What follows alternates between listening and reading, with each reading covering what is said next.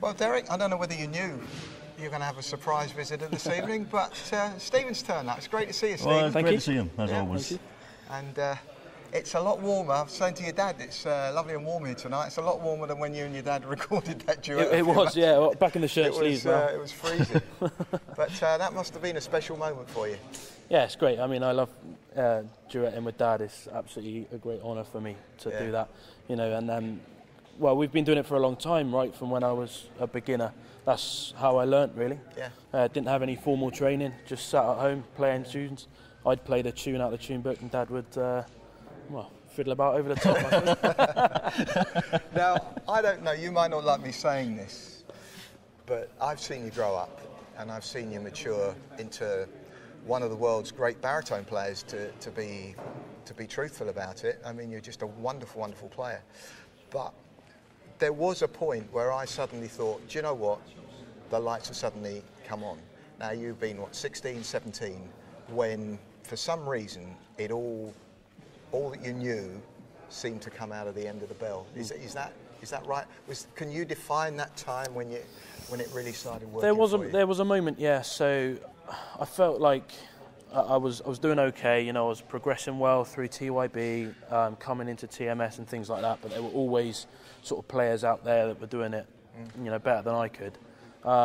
Not that sort of spurred me on necessarily, but I thought there was a time where I was just maturing a little bit more, could concentrate a bit better, and that's when I really started, you know, working out what I needed to do to improve and put that into action. Started doing a lot more practice on my own at home without any guidance, and just finding my own sort of, you know, way of playing instead of trying to imitate other people.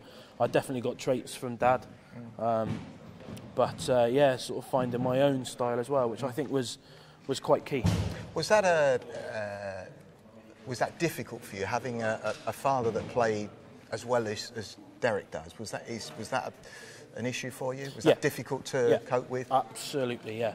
Absolutely. I won't hide the fact that it was tough because, you know, you're always Derick Kane's son, which is a great honour now, but when you're growing up and you're trying to find your feet and stuff, it can become frustrating when people will look past you. You know, you've just played something, but they want to talk to someone else. And finding the baritone, or the baritone finding you, that's allowed you to establish your own personality and identity, would you say? So I went to college on euphonium, and right from the first few weeks, I think Bob Charles, who was in charge of brass band studies there, sort of bookmarked me as a bit of a baritone player and looked to sort of improve that for me. So in college band I played baritone, and then finally in my fourth year joined Corey on second baritone with him there, and yeah, just sort of fell in love with it and thought, yeah, this is the instrument for me.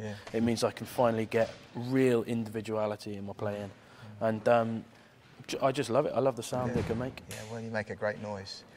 So now you're established in your own right as Stephen Kane. You clearly love your dad. You clearly have great respect for your dad. What do you think about his playing now? Well, it's as good as... Shall I go? No, you need to hear it. It's as good as it's always been. To sit in a band on a principal seat for however long Dad has been there, 40 years now, is... I can't quite put it into words, really. Incredible is a word. Inspiring. Mind-blowing. I used the word on Sunday, and I used it carefully, unparalleled. Yeah? I'm not aware of another band anywhere, in any generation, where this has happened. I know he's going to be acutely embarrassed, but it's true, isn't it? Absolutely, yeah.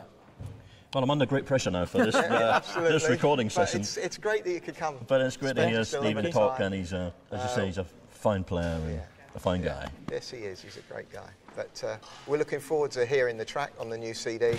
And I guess you'll stay just for a few minutes just to hear your dad warm up and get used to this. Absolutely, this space here again this evening. But thanks for coming along, Steve. Thanks very much. Great to see you again. Thank you. And all the best in your own career with Corey. Thank you very much. Yeah, bless you.